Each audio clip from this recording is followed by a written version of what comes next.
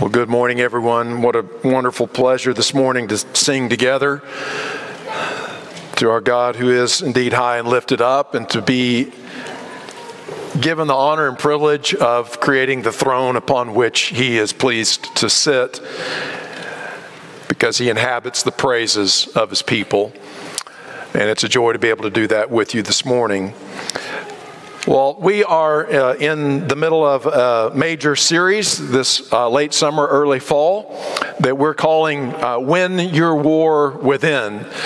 And it recognizes that each and every one of us who are Christians are battling within us. We feel two impulses. We sometimes feel pulled down by the weight of the world, the flesh, or perhaps the devil, our spiritual nemesis. And at the same time, we have within us a new impulse, one that has been granted to us by God, the presence of His Spirit that tells us we are adopted sons and daughters of the King, and we aspire to live up to that high and noble calling that we have been given. And so we have these two things present within us at the same time, and it feels like a war within, because that's what it is. And it is a serious war. It is a war for our very selves. It is a war for our souls.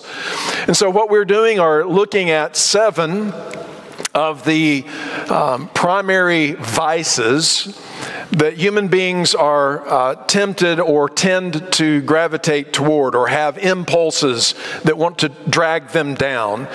And we're trying to explain what they are and also show the ways in which we can overcome them. And this morning we're going to address one that certainly would be every preacher's favorite, like gluttony, okay? That's one of these 7 capital vices, or as it's more popularly referred to, 7 deadly sins. And it's one that I think is often misunderstood. But I hope that we can give some clarification to it this morning and help to all of us in developing a proper attitude and relationship with the food that we consume. Now, growing up, I want to begin by just, being open and upfront. Growing up, my whole family was big on eating. And I think that was pretty common characteristic of old school Church of Christ folks. We sort of had the cultural mantra, we don't cuss and we don't chew and we don't run with girls that do. And the only problem with that is once you go through all these other vices, there's kind of only one thing left you can do. And that's, the all-you-can-eat buffet, or the church potluck. This is the one sort of thing that was kind of winked at and overlooked, and so we went at it in a big way. And beyond just sort of that broader culture and my family's attitude toward this, when we would go on vacation, for instance, and this is sadly carried over into my own family, we're on vacation, eating becomes such a central part of it. And so, you got to find a good place for breakfast. And then while you're finishing up breakfast, you start talking about, well, where are we, somebody look up and see where's a good place to eat lunch. And, everything is sort of scheduled and worked around the meals. But I also was a big eater personally growing up. I kind of have this weird body type.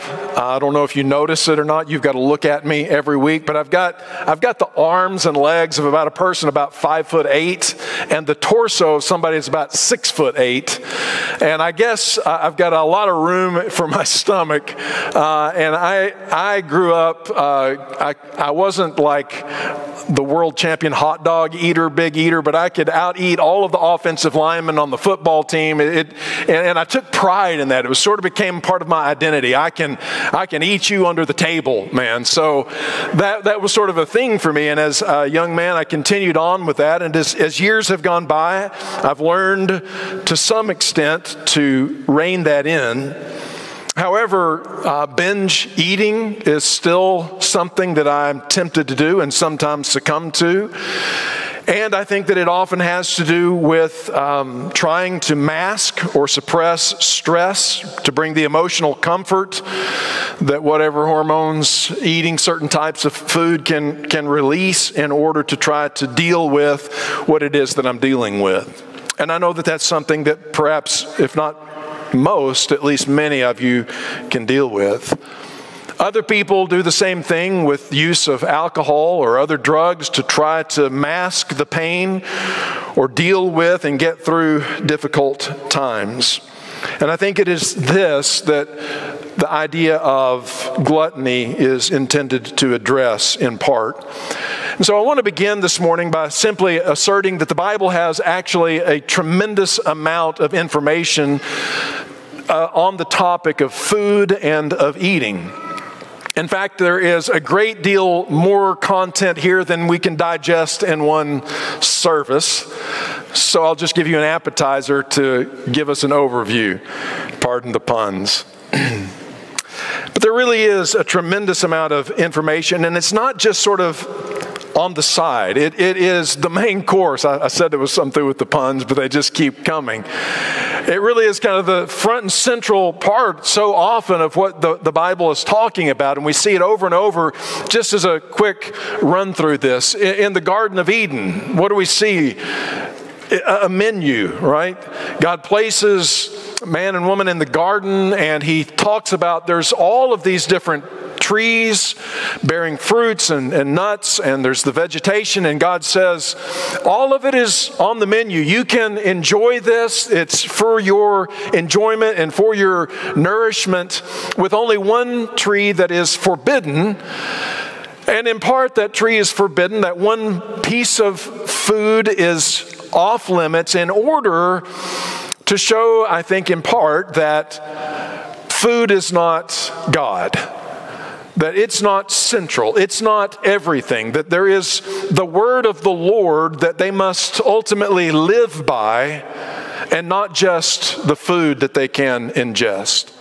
That food is a means that God uses to nourish us and to give us some level of pleasure and comfort, but it is not the ultimate source of nourishment, of life, and of pleasure. That is God Himself and His word given to us that we must trust and obey. And moving from the Garden of Eden, where of course we know that mankind fails the test by eating of the tree of the knowledge of good and evil, which was forbidden. But we move into the rest of the Old Testament, where we see the Old Covenant was characterized by feast after feast after feast. God would do some great act of deliverance or give them a covenant, or there would be some significant event in the life of the nation of Israel, and they were always memorialized and celebrated in perpetuity by the annual festivals and feasts that would typically go on for days as they ate and drank, it would say, in the presence of God and rejoice in His blessing. We also see that in the life of Jesus, that food played a central role. Someone has pointed out that in the Gospel of Luke, it seems like as you read through it, Jesus is either going somewhere to eat, He's eating, or He's leaving having just ate somewhere. So much time did Jesus spend doing His ministry and His teaching around a table that his enemies, the Pharisees, said that He was a drunkard and a glutton. Of course, a charge that was false, but nevertheless, from their perspective and point of view, something that they could at least have some reason to make that claim on the basis of. The point being that He clearly was not an ascetic. He was not someone who shunned food altogether and was a minimalist, if you will, when it came to eating. Fourthly, we see that in the New Testament, that the centerpiece of the life of the church and the things that we do is at a table. Because of the symbolic nature of it and because of the size of the family that gathers to eat at the table, it doesn't necessarily look so much like a table, but this is a dinner table. And we need to remember that. This is a dinner table and there is food here. And we come here to eat this food. Now, it's not ordinary food in the sense that we're just doing it to nourish our bodies. We have homes to do that in, but we come together to eat and to drink with one another in the presence of the Lord and remember the death and the suffering and of the body and the blood of Jesus that he gave to establish the new covenant with us. And then we find that the culmination of history, when we come to the book of Revelation toward the end in chapter 19, is depicted as a wedding feast of the bride and the Lamb, of Jesus and the church. And it's this grand banquet, this grand festival that all of history is leaning toward. So from the beginning of the Bible to the end of the Bible and everywhere in between, there is food, there is feasting, there is eating and drinking. And so there are three things that I want us to make sure we're clear about before we really launch into the specific point I want to try to make this morning.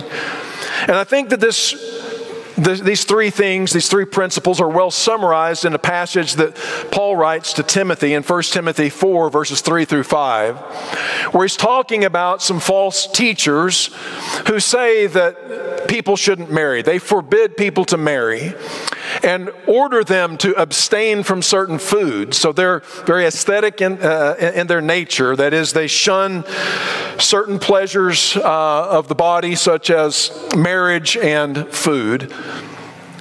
But he says that God created these foods and marriage to be received with thanksgiving by those who believe and know the truth. And what is this truth that we as Christians should know and believe and embrace? And it's this: everything God created is good. And nothing is to be rejected if it is received with thanksgiving, because it is consecrated by the Word of God and prayer. The three things that I see in this passage and in all that we've talked about so far in this overview of food and the Bible is, first of all, that food is good. And you're like, hey, we already knew that. I mean, that's part of the problem, right? It's really, really good. But I don't mean it just tastes good, though that's part of it. But that from a biblical, theological point of view, food is good. It's not bad. And some of you need to hear that, because some people's tendency in having a bad relationship with food is not overindulgence that we think of with the glutton, but the person who has body image issues and shuns food and finds it repulsive and is trying to tell themselves in some way that it's bad, it's evil in and of itself. And that's not true. Both, as we saw in the passage in 1 Timothy 4, sex within the confines of marriage is good. This is God's idea. And so is food. It's His invention, and He's given it to us to enjoy. So that's the second point. It's not only good, it's a gift. And a gift is something that you should receive with a glad heart. A gift is something that you are thankful for and for which you express gratitude, which is one of the reasons that it is our custom and habit, and a good one, for us to offer thanks before we receive a meal. We're acknowledging that this food didn't just come out of nowhere, and it's not our birthright, but it is a gift given to us by a good and loving God. And so we rejoice and celebrate as we partake of it. And then the third thing is that food is a symbol. It's very symbolic. It points to something beyond itself, is the idea of a symbol. That the enchilada on the plate's not just an enchilada. It's telling you something beyond itself. And of course, we know that most specifically in the Lord's Supper. This bread is not just bread. This cup is not just grape juice. And we're not talking about the molecular structure of it, but we're saying that it contains within itself a meaning that's pointing to something beyond itself, that transcends the physical thing in and of itself. And what it's saying, as much as anything else, is that man is not self-sufficient. If you are going to continue to live biologically, physically in this world, you must ingest something that comes from the outside. You're not a self-generating life force. You receive nourishment and life from something that comes to you from the outside. So it's a symbol of that reality. And it's also reminding us symbolically that it's outside of us to ultimately find satisfaction and to be sustained. That we look ultimately to God as the one who sustains and satisfies, gives pleasure that endures. And it's not something that we can generate on our own. So, food is good, it's a gift, and it symbolically points to greater truths and realities beyond itself. However, it is important for us to remember and understand that we can sin with food. And so the writer of Proverbs warns his son, warns the young person, because the young, through no fault of their own, are naive and do not have the experience of life. And so the writer is as if an older father writing to his young son to give him insights ahead of the game so that he can live with wisdom even beyond his years. And he urges his son to listen and be wise, saying, keep your heart on the right path. So the image is if life has multiple paths and that there's one of these paths that's better than the others. And he urges him to keep your heart on the right path and do not carouse with drunkards or feast with gluttons. People who just live to eat and eat to live. People who drink for the point of becoming drunk. People who just linger long at the table and become gluttonous and drunkards. This is a path that leads to a destination. And it's sort of deceptive because the first time you begin to engage in that behavior and you begin to run with that particular crowd, it doesn't seem like anything that bad happens. I mean, it was pretty fun and maybe, a little bit of a bellyache the next day and a hangover, but hey, nobody hurt. And so you think that this is okay. But what Solomon, the father, is saying to the son is, this is a direction down a path that has a very definite destination. And by little plus often equals much, you find yourself ultimately at a place that is to your own detriment, ruin, and destruction. And so he urges him to stay off of that path. And so I would urge all the young people as well as anybody to not go down the path of gluttony and the path of drunkenness. And it seems like it's one thing, but in reality it's taking you somewhere else. We're also told in Philippians chapter 3 and verse 19 that certain people who just give themselves over to their appetites, and there are more than just our appetite for food, but that's certainly part of it. A person who gives themselves over to their appetites, he says their destiny is destruction. Again, this is a path that leads to a destination, and that destination is destruction. He describes them thusly: their God is their stomach. Whatever the stomach demands, I obey. And this ties in with the thing that we've tried to stress throughout this series, the remembrance as Christians that sin is not my master, and that my stomach is not my God. And just because I feel an urge doesn't mean I have to do what it says. Being a child of God means I have self-control, I have self-restraint, I have self-respect, and I am able to resist what formerly I had no power over. And our God as Christians must not be our physical impulses or our stomach. He says they glory in their shame. Like me boasting that I could out-eat Craig Porter, our all-district offensive tackle. Glory and shame. And finally, he says their mind is set on earthly things. And I think that this is so much the key point of what I'm trying to communicate this morning.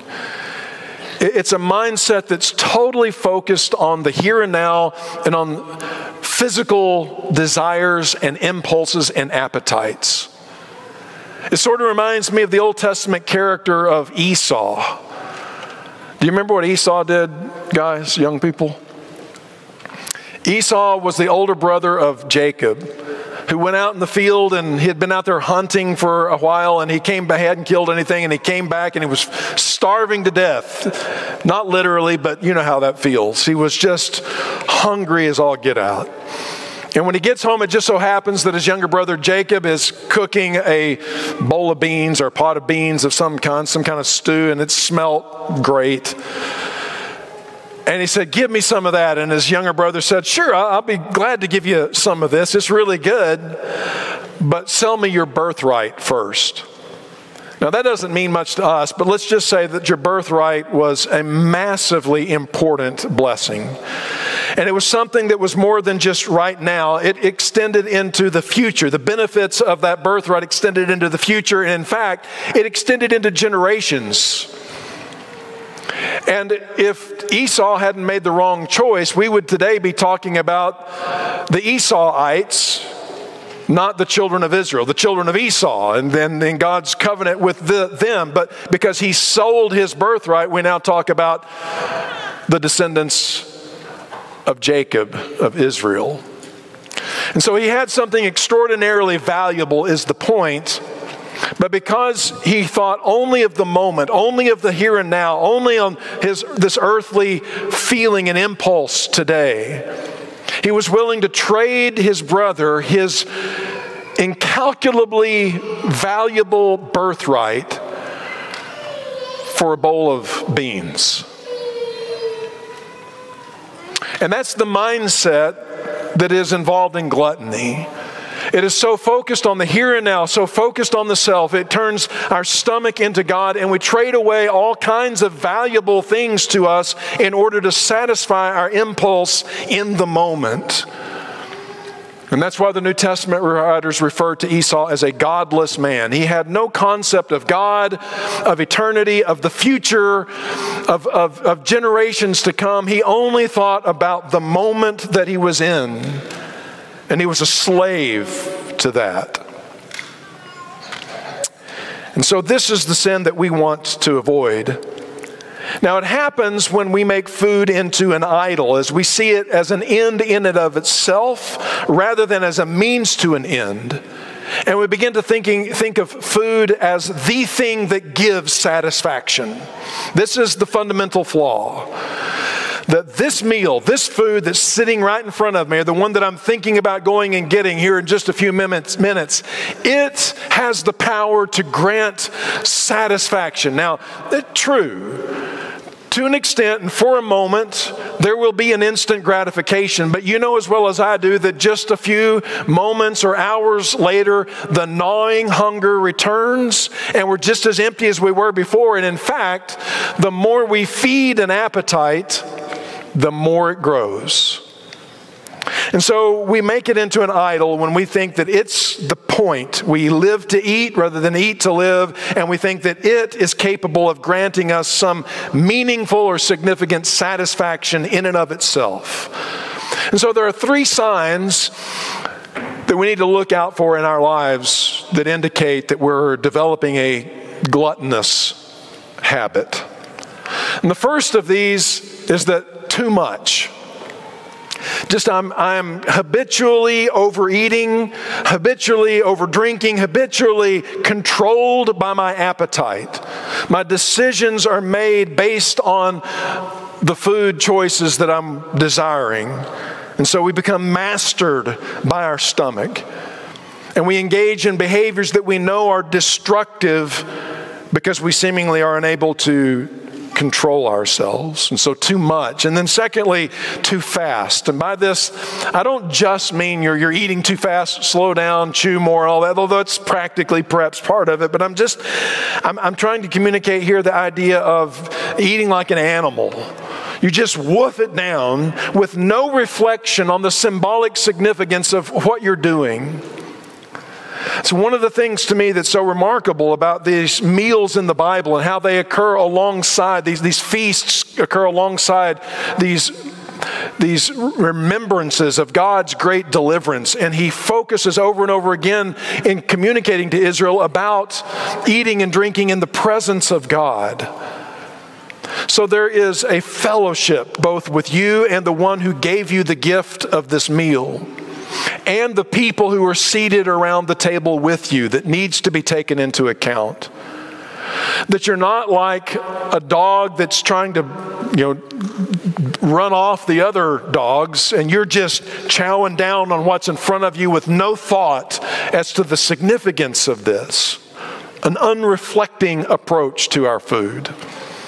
And then thirdly, too picky, overly particular about the quality.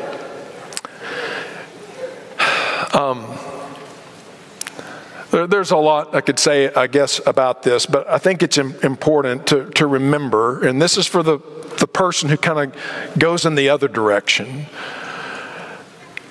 Healthy eating, all things considered, is better than unhealthy eating, and I'm all for it, but food is not a savior. And I don't care what you don't eat and what you do eat and all the greens and the kale and everything else that you can blend and ingest, and you can do that till the cows come home, and you're going to get old and you're going to die. So all things in moderation. And becoming so picky about our food that we won't eat with other people, again, sort of turns food into something that it wasn't intended to be, and our mindset becomes so focused on what we're eating that we're forgetting about the people, we're forgetting about God, we're not receiving the good things that He's giving to us as a gift. I think there's a story in the Old Testament that better than any other I can think of illustrates this idea. It's found in the book of Numbers, and it's the story of Israel being led out of Egyptian bondage, and they've crossed through the Red Sea, and they're now out in the wilderness on their way to the promised land. So the thing to remember here is that God had looked upon their affliction and their bondage under the Egyptians. And He had done a tremendously powerful, mighty act of deliverance, bringing them out of that bondage in a way that they could have never imagined and had never been able to do on their own. And He's delivered them miraculously through the sea, and now they're in the wilderness, and He's miraculously providing for them there. And just as importantly, they're going somewhere. God is leading them to a place they can call their own. They can be their own country, their own people. And it's a wonderful thing, and they should have been a people who were filled with gratitude, and though there were hardships involved in a journey and a migration like that, you can't have it without there being challenges. But instead of having the fortitude and the gratitude they needed to persevere, instead we're told that contemptible people among them had a strong craving for other food. In other words, God was providing for them, but they wanted something else. And so the Israelites cried again and said, "Who will feed us meat? We want some meat. All we're getting is this manna." In fact, that's what they go on and say. "We remember the free fish that we ate in Egypt." Slavery has its benefits. You don't have to buy your food. Your master gives it to you. And they were actually longing to return to slavery. "We remember all the free fish that we had in Egypt, along with the cucumbers, melons, leeks, onions, and garlic. But now our appetite is just gone because there's nothing to look at but this manna." And you remember the story of how the manna came and provided them with the sustenance that they needed. And they loathed it. They're sick of it. And they remember back to when they were slaves and thought, it was better then. And so they whined and they complained and they murmured about this. And so we're told in verses 18 and through 20 that God tells Moses, after having heard the people's complaint, "Tell the people to consecrate yourselves in preparation for tomorrow when you will eat meat." You want meat? I'm going to give you meat. And so he goes on and says, "The Lord heard you when you wailed. If only we had meat to eat. We were better off in Egypt. Now the Lord will give you meat, and you will eat it." He says, you will eat it not just for 1 day or 2 days or 5 or 10 or 20 days, but for a whole month until it comes out of your nostrils and you loathe it. You ever eaten so much? You ever been to a Brazilian steakhouse? You eat until the meat comes out your nose. And he says, this is what you're gonna do. He says, and the reason that this is going to happen is because you have rejected the Lord who is among you, and you have wailed before him, saying, why did we ever leave Egypt? We were better off as slaves in Egypt, where we had all the free food that we could eat, than to be out here in the wilderness, learning to become independent, free men and women, with the Lord guiding us and in our presence and providing for us what we needed to get to the goal that he has set before us. And so what they had done is fallen into this mindset that they forgot about God and his presence among them. They forgot about where it was that they were going toward their promised land. And all they noticed was that this food wasn't to their liking. And they wanted something else. There's a commentary on this event in one of the Psalms, a historical psalm. And the New King James renders it this way in verse 15. It says, he gave them their request. That is, they wanted the quail, they wanted the meat. But he sent leanness into their souls. It's one of the saddest commentaries I can think of on a human being, is to have a full stomach and an empty soul. A full belly and a shriveled spirit. And that's what happens here. And it's what happens to everyone who begins to look at the food or any other material blessing that can bring some temporal pleasure into their life. And they become so focused on it that they lose sight of the God who is with them and who is leading them and who is trying to make them into something so much more than the animal that they are living like. It brings us to this important point. Without the blessing of God, nothing satisfies.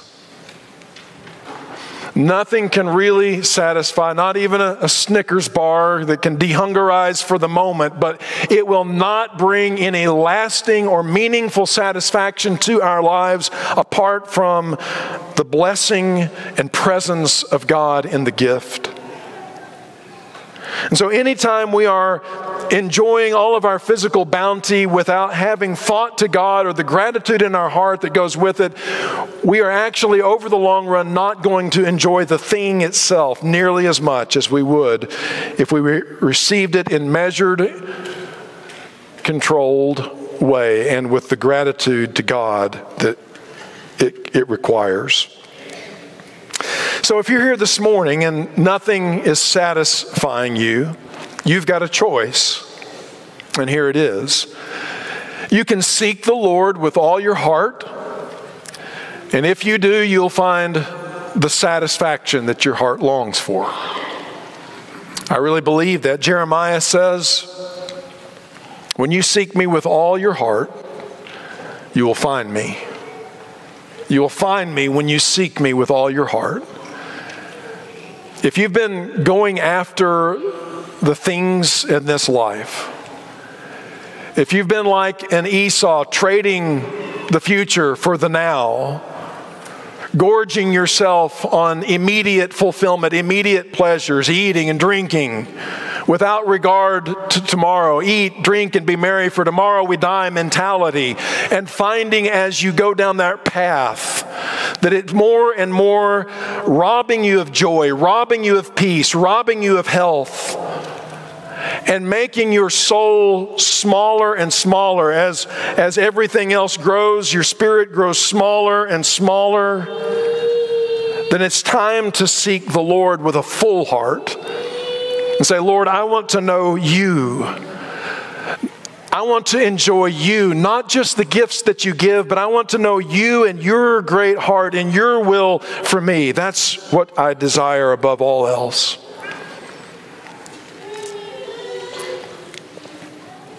Some people have used fasting, for example, as a means of this pursuit. Jesus most famously fasted for 40 days before he began his ministry, which again was so characteristic of being enjoyed at the table. But before he enjoyed the table, he made it very clear to himself and to the devil and to everyone else that his God was not his belly, but that he would live by every word that proceeds from the mouth of the Father. Seek God first, know real satisfaction, and then you will be able in limited measure to enjoy the temporal gifts that he puts into your life. So you can do this, or there's the other option. You can continue to feed your appetite without regard for God, and in doing so, find that the more you feed an appetite, the bigger it gets. Appetites are never fully satisfied. And the more you feed them, the larger that they grow, and the more demanding that they are. That's true with food, it's true with sex, it's true with alcohol, it's true with drugs. And the problem is they're so deceptive because they seem to work. In fact, someone I read recently said this about drunkenness. He said it seems to work because in the moment it brings pleasure, it brings happiness, was the way that this person put it. I'm happy in the moment that I'm drinking, but he said what I've learned over time is that the happiness that it brings to this moment is a happiness that it's stealing from tomorrow. It stole tomorrow's happiness to bring it into this moment. And tomorrow, I'm miserable. And so I drink more tomorrow to try to numb the pain that is increased and amplified because all of the joy of today was sucked out last night when I gave myself over to drinking. And so I drink more today only to discover that tomorrow and the next day are devoid of any joy or peace because all of that was sucked back from the future into the moment, and on it goes until you are making payments on pleasure and joy for months and weeks and perhaps years to come. And so here's what we need to do. As it says in Ephesians 5:18, do not get drunk on wine, wherein is excess, or which leads to debauchery, or which empties your life of all joy and happiness and meaning. In fact, it reminds me of the Old Testament image in Proverbs of a man who lacks self-control is like a city without walls. You see, a city with walls in the Old Testament time or in the ancient world was a city with protection. And if there were no walls, then the marauders who passed by could come in and steal your stuff, take your food, take your valuables, take your people, your children. And you could keep nothing that was precious inside because you had no walls of defense. And he says that's what happens to the person who lacks self-control. And the person who gives themselves over to drunkenness is a person who is lacking in all self-control, lacking in all inhibitions. And it's like a city without walls, and you can't keep anything valuable there. And all the stuff that matters gets sucked out and stolen. And you're left devoid and empty. And that's especially true with things like alcohol and drugs and pornography, things that just steal your joy and happiness, break you down until there's nothing of value left inside. But it can also be that same way with any of our appetites and desires, including food. So don't get drunk on wine, he says, but instead be filled with the Spirit. Do you see the counterbalance that he's offering here? Don't be drunk with wine. Don't glut yourself on food, but feast on God's word, feast on God's promises, feast on God's love. God's not saying, don't do this and there's nothing to satisfy you. He's saying, don't do that which seems to satisfy you in the moment, but leaves you empty in the long run, but rather fill yourself with all of the goodness and promises and presence and love of God that will accrue to you greater and greater benefit as time goes by. That's what we're offered. And so I close with this promise and this passage in John the 6th chapter, in which Jesus tells a crowd who has been following him simply because they were hungry and he made bread, gave them bread to eat. And so that's the extent of their loyalty to him as he gives us food. Don't be the kind of Christian who obeys God because he gives you a house, a car, some clothes, and things to eat. Be with him because there's so much more. And Jesus puts it this way: I am the bread of life. You see, bread has a symbolic meaning. It points to something beyond itself, something far greater. And all bread was created in order to point us to a Savior who does for us all the things on so much more of a metaphorical and ideal level than what bread in the stomach could ever do. Jesus says, I am the bread of life. Your ancestors ate manna in the wilderness and yet they died, but here's the bread that comes down from heaven, which anyone may eat and not die. You can have the life that is the real life. The life that begins now, and a qualitative life that will endure both now and forever. And then he says, I'm the living bread that came down from heaven, and whoever eats this bread will live forever. This bread is my flesh, which I will give for the life of the world. Jesus gives his perfect life for your flawed life. He gives his full life brimming to the top with joy, with peace, with self-control, with love. The things that make a human a true human, a real image bearer of God. Things that nothing in this world can satisfy or provide, but Jesus, when received and taken into your heart, can produce within you these same characteristics, these same qualities that he himself possesses. And he's broken that body. He's given that body for us. And so how can you learn to have the peace, the joy, and the self-control that you need in order to eat properly and drink properly when you're at the table at home or out and about in your day-to-day life? You do it by coming here every week. And you eat the bread and you drink the cup that truly satisfies. And you let your heart be so filled with the goodness of who he is and what he's done for you that it becomes an abiding reality that gives you life and gives you control and gives you the peace so that you don't have to seek it in sinful, gluttonous, and drunken behaviors all the rest of your week. And you look for the day that you come again to do it again and to sit at the table with God and with his people and be nourished in your spirits. If you're not a Christian this morning, we want to extend his invitation to you. He is the bread of life. He did come from heaven to break his body on the cross and give it to you.